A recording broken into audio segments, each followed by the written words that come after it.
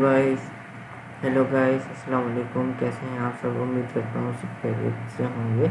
आज टेक में आप सबका स्वागत है। आज मैं आप लोगों को फोटोशॉप पे टेक्स्ट के मुताबिक आपको क्लास दूंगा। उसमें ये है कि आप 3D जो आपका टेक्स्ट होता है या कोई भी आप टाइप अपना नाम टाइप के होते हैं, कुछ भी टाइप के होते हैं, उसको आप 3D में कैसे डिफाइन कर सकते हैं। अच्छा, आप लोग ये कोशिश कीजिएगा, आप लोग ये सीसी पे नहीं खोलिएगा क्योंकि ये बहुत ज़्यादा हैंग करता है सीसी में। मैं भी ये सीसी को बंद करके फोटोशॉप CS6 को ओपन कर लेता हूँ। और मैं आपको ये बताता हूँ, ये 32 बिट जो है ये सपोर्ट नहीं होता ये 3D टेक्स्ट का। मैं कर देता हूँ 64। ठीक, एडोब फोटोशॉप 64 CS6 64 बिट।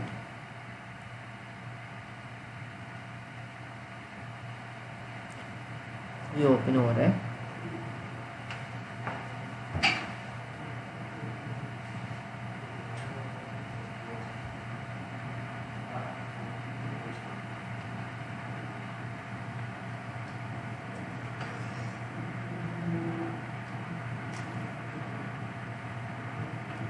और ये जो है 3D ये जो 3D मैं इफेक्ट आपको बताऊंगा आज, ये जो है हैवी लैपटॉप में काम करता है। ये कोर टू डू या ड्यूल कोर में काम नहीं करेगा। ये नहीं कहता बिल्कुल भी काम नहीं करेगा, काम करेगा लेकिन बहुत ज़्यादा हैंग होगा आप लोगों का सिस्टम।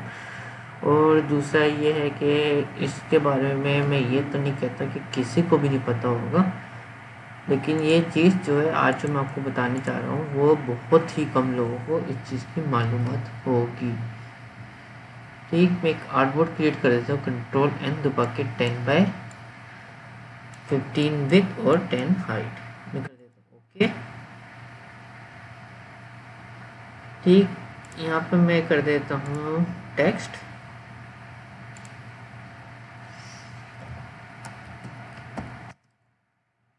यहाँ पर मैं टेक्स्ट लिख देता हूँ आइस टेक। ओके, इसका फॉन्ट साइज जो है मैं इंक्रीज कर देता हूँ। ये आर्टबोर्ड बहुत ज़्यादा बड़ा है तो मैं इसको थोड़ा सा क्रॉप कर देता हूँ, नहीं तो जो है हम इस प्रोजेक्ट को फाइनलाइज कर रहे होंगे उसको ये बहुत ज़्यादा लोड लेना शुरू हो जाएगा। तो मैं इस टेक्स्ट को थोड़ा सा आर्टबोर्ड को मैं कम कर डिफाइन कर देता हूँ। ओके, टेक्स्ट को और बैकग्राउंड को मैं दोनों को सिलेक्ट करता हूँ। सिलेक्ट करने के बाद अभी देखिए टॉप पे आपके पास कुछ भी डिफाइन नहीं होया हुआ, तो मैं एरो की में आता हूँ। एरो की में आके ये देखिए मेरे पास आ गया, यहाँ से भी मैं सेंटर कर देता हूँ और यहाँ से भी सेंटर कर देता हूँ। टेक्स्ट जो है मेरे आर्टबोर्ड के बिल्कुल सेंटर में हो चुका है। ठीक, अब इस पर मैं राइट क्लिक करूँगा। राइट क्लिक करने के बाद मेरे पास नेगेटिव टेक्स्ट लेयर पर मैं राइट क्लिक करता हूँ। इस पर आ जाएगा मेरा new 3D extension from selected layer. इसको मैं सिलेक्ट करता हूँ। सिलेक्ट करने के बाद इसने मेरा 3D डिफाइन कर दिया है। मैं यहाँ पर आते हुए मीन सिर्फ जहाँ पर आपका आइस टेक लिखा हुआ है, क्योंकि आपको नाम से तो नहीं पता चलेगा, बहुत बड़े नाम है जिनके, तो मैं यहाँ पर आइस टेक लिखा उसके मैं सेकंड हिस्से में आता हूँ। सेकंड हिस्से में आने के बाद उसके ड्रॉप को सिलेक्ट करता हूँ और कोई ग्लोसी कलर ले लेता हूँ। कौन सा मैं ग्लोसी कलर ले लिए। ओके, इसको मैं कलर सपोज ब्लू कर देता हूँ। इसका मैं कलर मैं ब्लू कर देता हूँ, स्काई ग्रीन कर देता हूँ। ओके, आपने जो पहले वाला सिलेक्ट किया उसके नीचे से एक छोड़ के थर्ड वाला, इसको आप सिलेक्ट कर लेंगे। इसको सिलेक्ट करने के बाद आप इसको कोई भी चीज़ आप चूज़ कर सकते हैं। मैं ये चीज़ को चूज़ कर लेता हूँ, ऑर्गेनिक ऑरेंज पील। ओके, ये असल में लाइटनिंग के लिए आपको काम देगा। आप अगर आप चाह रहे हैं कि मेरा लोगों का कलर है कुछ और, ये तो मैं उसमें कलर करना चाहता हूँ। फॉर एग्जांपल के तौर पे मैं कर देता हूँ रेड। मैं रेड भी कर सकता हूँ लेकिन ये ऑरेंज का ही ज़्यादातर लुक देगा। ठीक है, तो मैं इसको बाय डिफ़ॉल्ट ऑरेंज ही रहने देता हूँ। अभी मेरे को करने के बाद मैं लेयर्स पे आता हूँ। लेयर्स में आने के बाद बैकग्राउंड पे सिंगल क्लिक करता हूँ और यहाँ पर इसको कर देता हूँ राइट क्लिक करने के बाद पोस्ट कार्ड। जैसे पोस्ट कार्ड करूँगा तो ये 3D पे आ जाता है। मैं कर देता हूँ वापस लेयर पे, मुझे दिखा दे। ठीक, ये देखें जैसे आई टैग जो है वो क्यूबिकल आ रहा था, उसका जो लेयर है इसी तरह से बैकग्राउंड की भी लेयर क्यूबिकल कर दी। तो अब मैं ये है कि मैं दोनों को सिलेक्ट करता हूँ शिफ्ट दबा के, आप कंट्रोल दबा के भी कर सकते हैं। तो मैं कर देता हूँ इसके बाद इसमें 3D मर्ज लेयर, मतलब दोनों लेयर को ये एक लेयर बनाते हैं, मीन्स बैकग्राउंड की लेयर को और टेक्स्ट की लेयर को। ये देखें इसने एक लेयर बना दिया है। ठीक, फिर उसके बाद मैं करूँगा बैकग्राउंड पे राइट क्लिक करता हूँ, मैं करता हूँ सॉरी मिस्टेक हो गई। मैं क्या बैकग्राउंड पे क्लिक करने के बाद मैंने कहा 3D करने के बाद मैं इसको कर देता हूँ, तो मेरा एक ऑप्शन होता है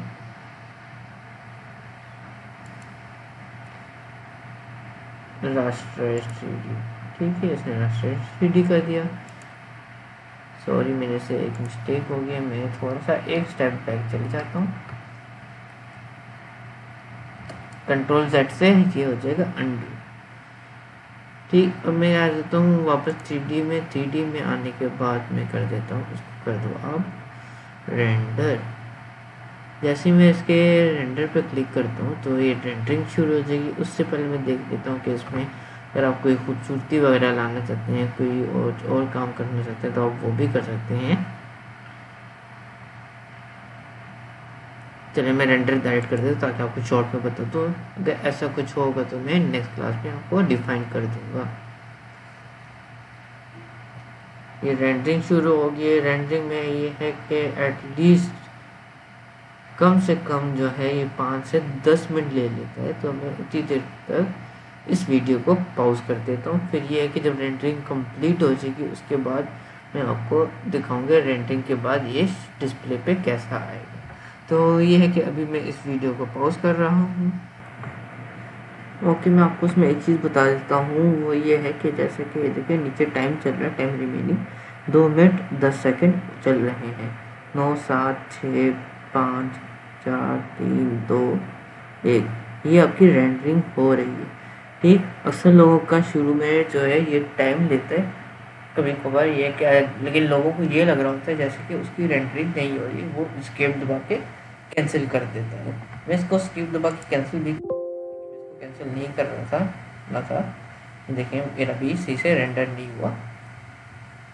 क्लिक भी कर लेंगे तो कैंसिल हो जाएगा, स्केप भी दबा देंगे तो कैंसिल हो जाएगा।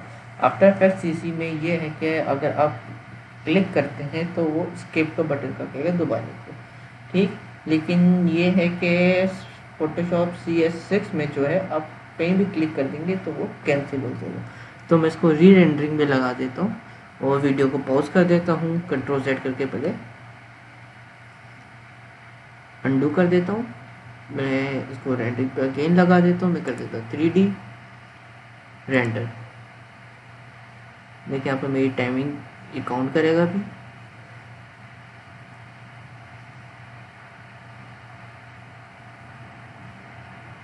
ये बहुत स्लो चलता है, मैं आप लोगों को पहले बता रहा हूँ। ये देखें ये अभी तो इसने मुझे टाइम रिमेनिंग नहीं बताई।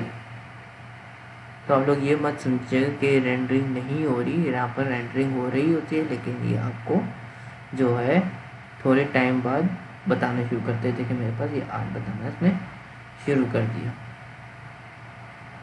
ये अभी मुझे बता रहा है 1 घंटा 43 मिनट, लेकिन अभी इतना नहीं लगता। वैसे ही आप लोगों को तो पता होगा कंप्यूटर का टाइम होता है, जैसे कि आप कोई भी चीज़ कॉपी पेस्ट भी कर रहे होते हैं बहुत ज़्यादा टाइम बता रहा था, लेकिन उस टाइम के मुताबिक नहीं होती कॉपी। कोई भी डेटा आप कॉपी कर रहे होते हैं वो डेटा जो इस चीज़ के मुताबिक कॉपी नहीं हो रहा होता टाइम के मुताबिक, वो टाइम जो है जल्दी से कवर कर लेता है।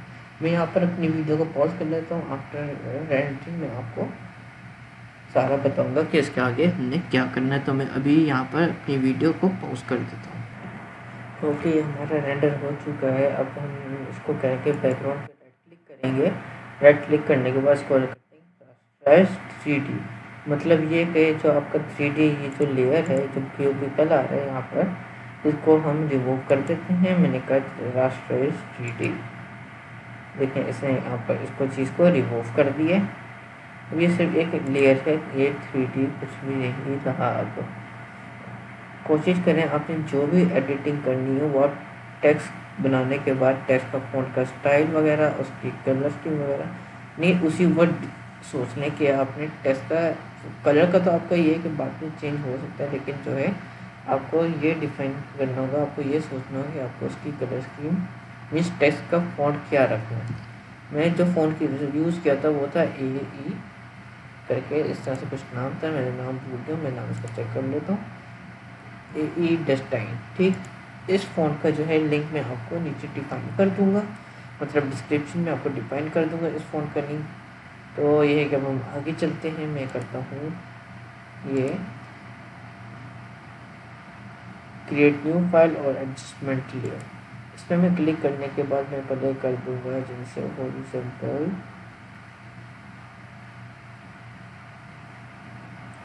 पहले मैं एक काम कर लेता हूँ, यहाँ पर मैं एक न्यू लेयर बना लेता हूँ ताकि इसका थोड़ा सा स्टाइल वगैरह अच्छा हो जाए। न्यू लेयर बनाने के बाद ये एक ब्लैंक लेयर, यानी कि जो कि कुछ भी ना हो, देखें, ठीक है। तो यहाँ से बनेगी क्रिएट न्यू लेयर से। अब मैं वापस बैकग्राउंड पे आ जाता हूँ। बैकग्राउंड पे आने के बाद यहाँ से मैं मैजिक फोन ले लेता हूँ, इसको मैं मैजिक मोड से सिलेक्ट करूँगा। तो देखिए पहला सिलेक्ट होगा, दूसरा डिसलेक्ट होगा, लेकिन मैं शिफ्ट दबा के इन सबको सिलेक्ट कर लेता हूँ।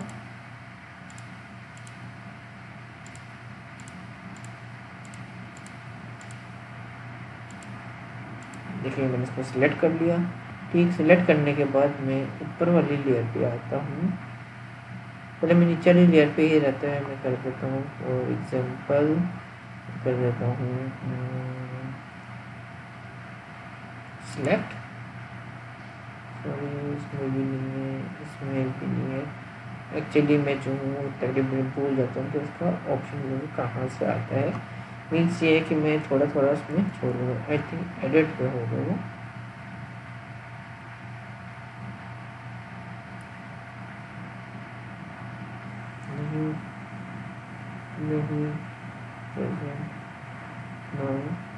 प्रेफरेंस, प्रेफरेंस में आने के बाद मैं यहाँ पर कर देता हूँ, सॉरी मेरे ख्याल से 3D वगैरह ये,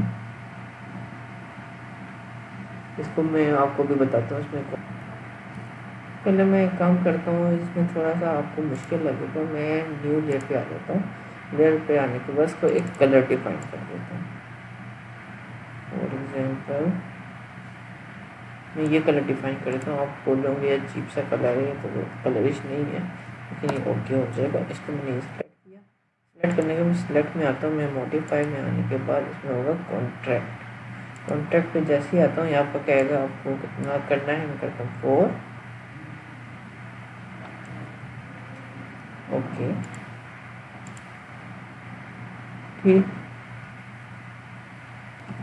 ये जो है आपकी मर्ज़ी के मुताबिक है। अगर आप जो है इसको अगर कम भी रखना चाहते हैं, फॉर एग्जांपल मैं इसको सेट करता हूँ, यानी कि अंडू करता हूँ, मैं सिलेक्ट करके ये आपके ऊपर कि आप इसमें कितना स्पेस देना चाहते हैं। पहले मैं इसको जूम कर देता हूँ ताकि आपको सेट से डिफाइन नजर आ जाए।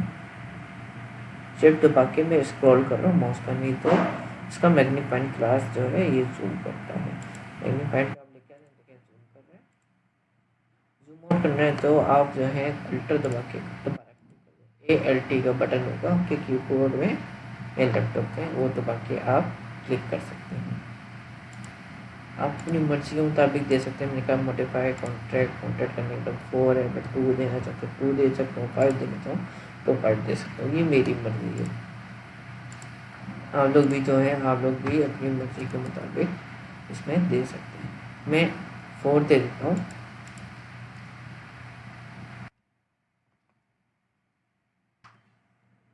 मैं इसका साइज जो है 5 कर देता हूँ। सिलेक्ट मॉडिफाई कॉन्ट्रैक्ट, सॉरी 4 कर देता हूँ। 4 मैंने करने के बाद ओके कर दिया। ओके करने के बाद मैं वापस सिलेक्ट में आके इसको इन्वर्स कर देता हूँ। इन्वर्स करने के बाद जैसे मैं डिलीट का बटन दबाऊंगा, देखें इसमें कुछ चीज़ को मीन्स बाहर वाले ऑप्शन को डिलीट कर दिया।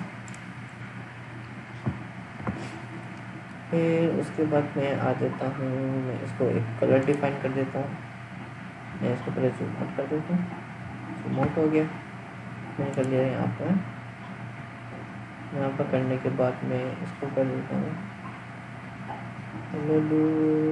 Colour balance.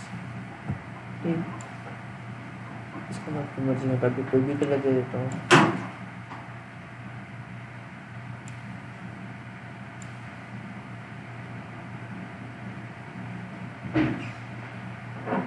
गोल्डन भी दे सकते हैं आप, पिंक भी दे सकते हैं, या आपकी मर्जी है। मैं इसको गोल्डन कर देता हूँ। अगर आप रेड करना चाहें तो रेड भी छोड़ सकते हैं। मीन्स प्योर रेड तो नहीं होगा, लेकिन आपका रेड के लिए चीज़ आएगी। इसको ये गोल्डन कर देता हूँ।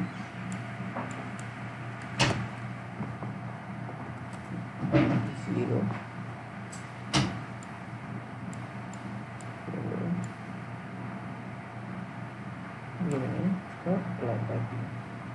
ठीक है। फिर उसके बाद मैं वापस यहाँ पर आता हूँ, मैं करता हूँ कलर बैलेंस, कलर को बैलेंस करवा देता हूँ। ठीक है, ये भी हो गया, और ये दोनों सेम ही चीज़ है। कलर बैलेंस मैं कर देता हूँ। उसके बाद मैं कर देता हूँ फिर लेवल्स। ठीक, लेवल्स मैं इस पर अप्लाई कर दूँगा। लेवल्स का आ गया, इसको मैं डार्क और लाइट कर सकता हूँ अपनी मर्जी के मुताबिक इसका कलर। स्ट्रिक्ट है,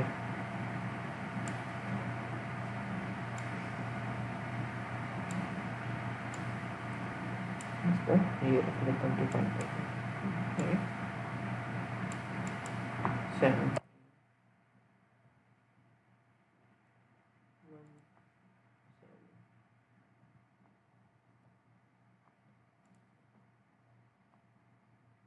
ओके हो गया।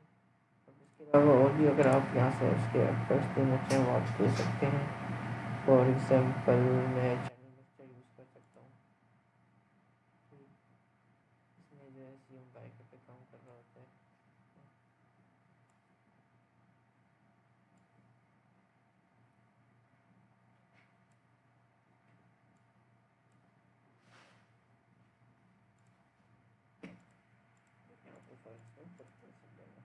इसके अलावा जो है मैं इसमें कर्व यूज़ कर सकता हूँ।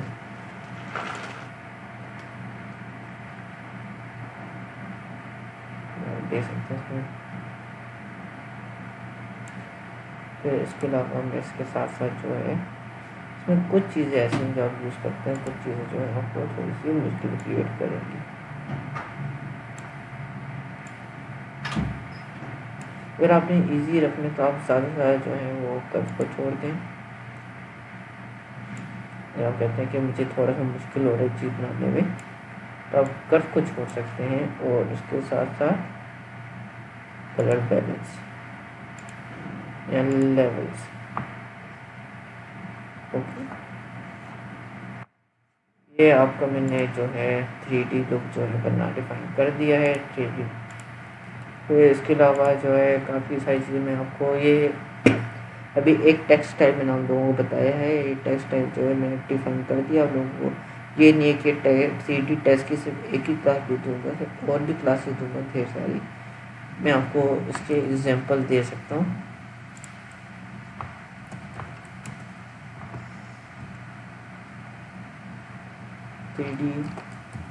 Text in Photoshop. 3D text के स्टाइल बहुत ज़्यादा होते हैं, तो मैं आपको तकरीबन 4 से 5 बता दूंगा या उसके 7-8 बता दूंगा, ताकि ये है कि आप लोगों का इस पर जो है हाथ सेट हो जाए। फिर उसके अलावा ये है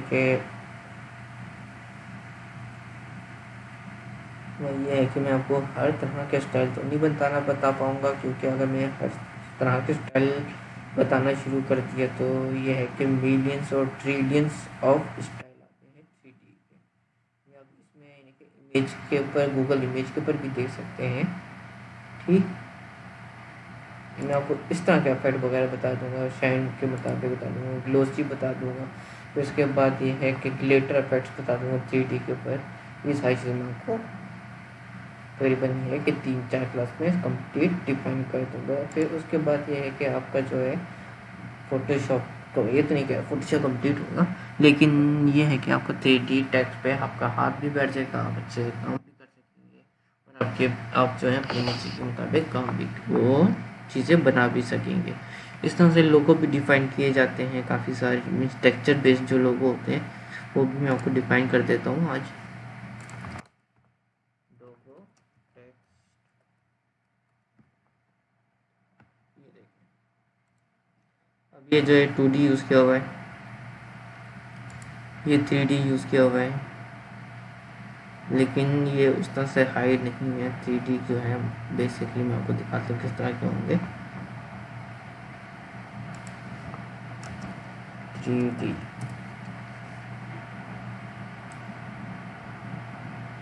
ये देखें, इसमें भी ये भी बिल्कुल सेम वही चीज़ है जो भी मैंने आपको बताया है, ठीक है। फिर उसके बाद ये दूसरी चीज़ें आ गई।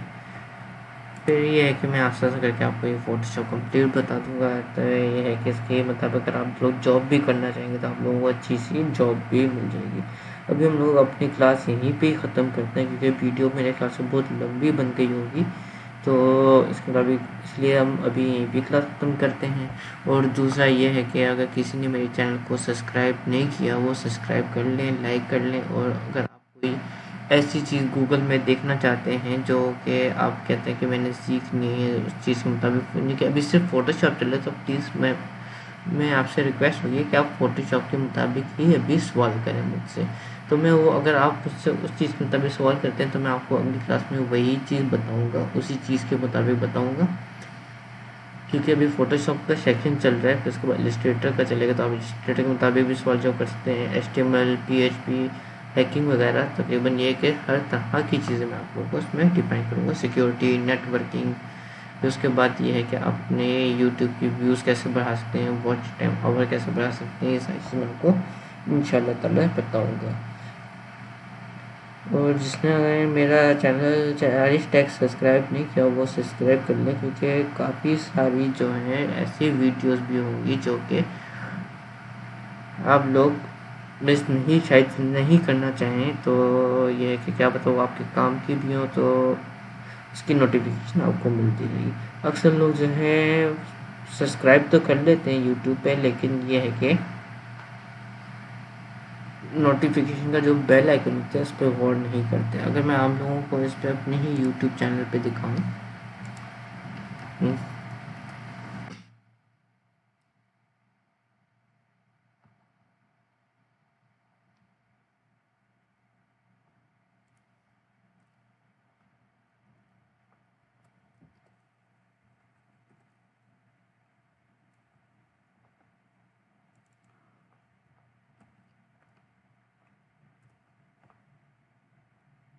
देख सकते हैं नोटिफिकेशन का जो बेल आइकन आ रहा है इसमें 3 ऑप्शन होते हैं, ऑल, पर्सनलाइज और नन। ऑल पे क्लिक करेंगे तो आपको हर तरह की वीडियो जो है आपको आपकी नोटिफिकेशन में मिलती रहेगी। पर्सनलाइज में ये होता है कि आपको सिर्फ वो वीडियोस मिलेंगी जो कि फ़ोटो, अगर आप फोटोशॉप पे रहते हुए आप इसको सब्सक्राइब करके नोटिफिकेशन पे क्लिक करते हैं तो आप चाहे जिस टाइटल पे मेरी वीडियो के टाइटल पे फोटोशॉप लिखा होगा सिर्फ आपको उसके मुताबिक ही नोटिफिकेशन मिलेगी, हर वीडियो की नहीं मिलेगी। और नन का तो पता है, नन में आपको सब्सक्राइब तो कर लेंगे मेरे चैनल को, लेकिन ये है कि आपको कोई भी मेरी किसी भी किस्म की वीडियो की नोटिफिकेशन नहीं मिलेगी। तो मैं आप मुझे इजाज़त दीजिए, यहीं पे हम लोग अपनी क्लास करते हैं। आप लोगों का शुक्रिया, उन्होंने मुझे इतना वो किया, सपोर्ट किया। तो यह है कि मुझे आप लोग इजाज़त दीजिए। अल्लाह हाफ़िज़, अपना ख्याल रखिएगा।